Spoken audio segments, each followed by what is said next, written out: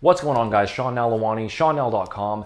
And in today's video, I want to talk about the subject of eating for fat loss and how there are just so many different diets out there nowadays, with each one claiming to be the absolute best way to get lean because it has some specific characteristic about it that's going to speed up the fat burning process, whether that's by increasing certain fat loss hormones, reducing fat storing hormones, controlling insulin, or whatever else it might be. So the main idea behind one particular diet might be to restrict certain macronutrients, like with a low carb diet or a ketogenic diet or a low fat diet, or fasting for a specific portion of the day and eating all of your calories within a shorter feeding window, like people do with intermittent fasting. It could be spacing your carbohydrate intake out in a certain way, like with carb cycling, or with carb backloading, or removing certain types of foods and focusing on others, like with a paleo diet, or certain variations of different gluten-free diets. And for each of these different fat-burning diets, you'll always have a certain group of people who are using it successfully and who are able to lean down on that diet when maybe their previous way of eating wasn't working. And then because of that, they will just swear by that specific way of eating and pretty much argue to the death that carbs make you fat, or that eating earlier or later on in the day prevents fat loss, or that sugars or grains or animal products are the sole cause of obesity.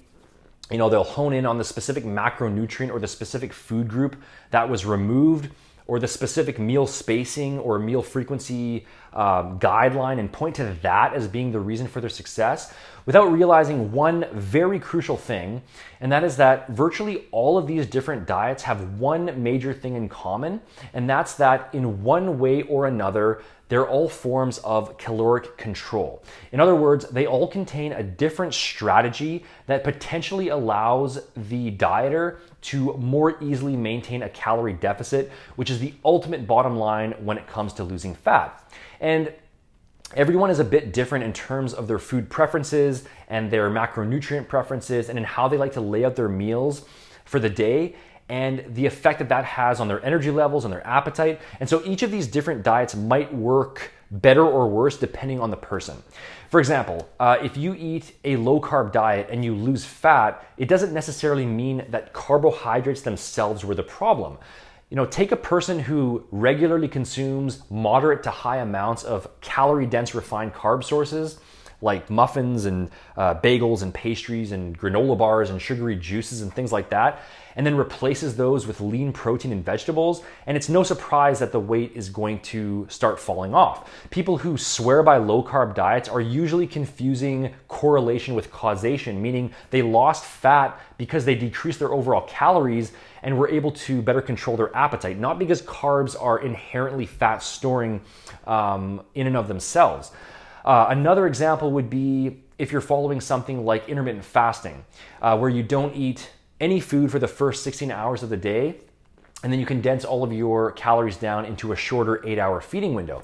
That type of approach can work really well for some people when it comes to preventing overeating, since they're not regularly snacking throughout the day, and they can probably only eat so much within that 8-hour feeding window to begin with, since it usually just involves 2 large meals.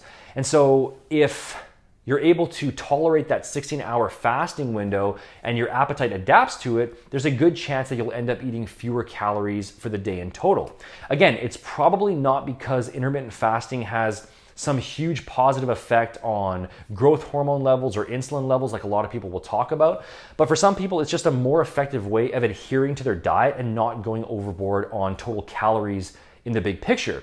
And these are just a couple examples of many. You could say the same thing about a paleo diet, where certain food groups are restricted, or carb cycling or carb backloading, where carbohydrates and total calories are more concentrated during certain periods of the day. Or you could even say it about something like a vegan diet that focuses on less calorie-dense plant-based sources.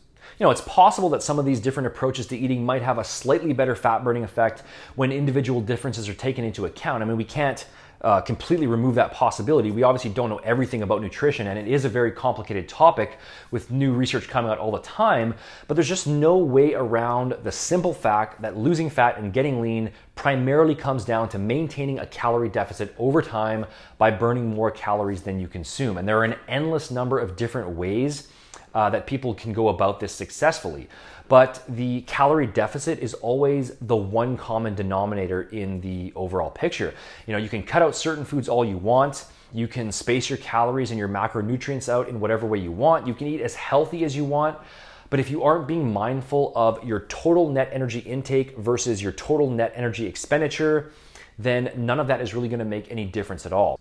And a lot of people will insist that no, it's not about the calories because my calorie intake on this diet is the same as it was on that diet. But in over a decade of fitness coaching and personal experience, and in looking at the research on the subject of dietary adherence, and I'll link a few studies in the description box if you want to check that out, the reality is that the average dieter is notoriously bad at accurately reporting their calorie intake, and very often they are off by a pretty big margin.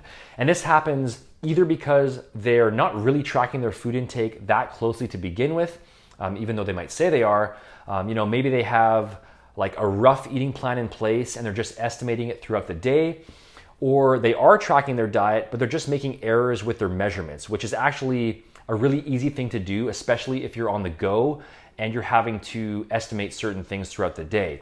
Or the other possibility is that they're not taking into account all of the extra little snacks and cheat meals that get added in throughout the week and month. Because keep in mind that it's not about your specific calorie intake from day to day necessarily, but more so about your average calorie intake for the week as a whole.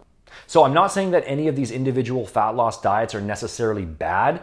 That's not the point here. And if you've been using, let's say, intermittent fasting and you enjoy it and you're getting results, then you should by all means continue. Or if you're eating a lower carb approach and you feel fine with that sort of macro breakdown and that's working for you, or let's say you're cycling your calories and the results are coming and you feel good both physically and mentally and your workouts are going well, then by all means, again, keep doing it. But what I am saying is that it's probably not because that diet has some special inherent fat burning benefit and that you couldn't lose fat by using a different method, but it's probably just because that specific diet is helping you control your appetite more effectively. And so you're maintaining a calorie deficit more effectively as a result of that. Because the truth is that it really doesn't take much in terms of margin for error for you to go from maintaining your weight each week and not getting any results whatsoever to losing fat consistently every single week. A typical calorie deficit for fat loss is going to be usually somewhere between about 350 to 500 calories below maintenance. And so all it really takes is a couple small portions here and there for your deficit to be either significantly minimized or even erased altogether. And so that brings me to the main point, which is something I've discussed many times before in previous videos, but that is that there is no single definitive best fat loss diet, and that the best fat loss diet for you is likely just going to be whatever structure of eating allows you to maintain a net calorie deficit over time while meeting your macronutrient and your micronutrient needs.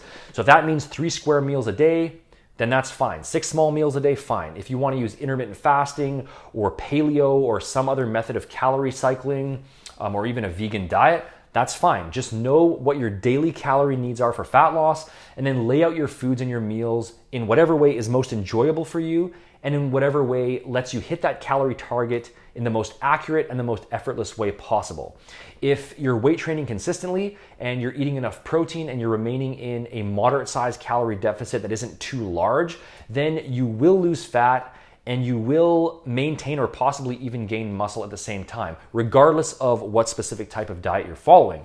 There's no single macronutrient or single food group that's going to just cause you to magically pile on a bunch of fat as long as the total calories are being accounted for. And even if some highly specific way of eating did give you a small direct improvement in fat loss because it did have some inherent fat burning benefit, it's likely going to be minor anyway. And it doesn't even necessarily mean that that way of eating is going to be more successful for you in the long term.